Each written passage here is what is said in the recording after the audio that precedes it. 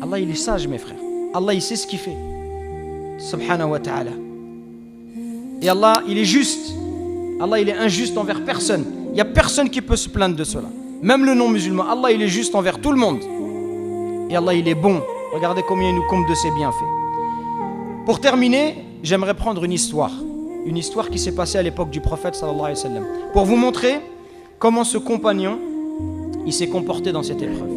Ka'b ibn Malik, il a de l'argent, il a 2 montures. Il dit lui-même, première chose, il est honnête envers lui-même, il ne se voile pas la face. Il dit j'ai jamais été aussi bien qu'aujourd'hui.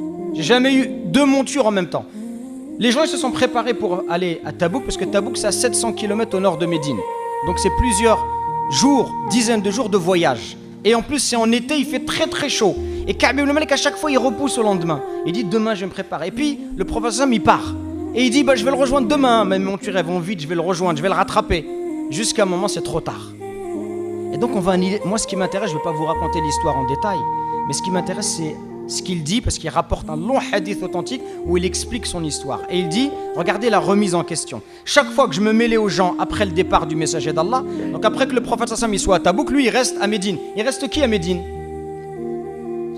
Il reste les femmes, les vieillards, les enfants, les malades. Quand il voit que ces gens-là, qu'est-ce qu'il se dit? Qu'est-ce que je fais ici? Maman, ma place elle n'est pas là.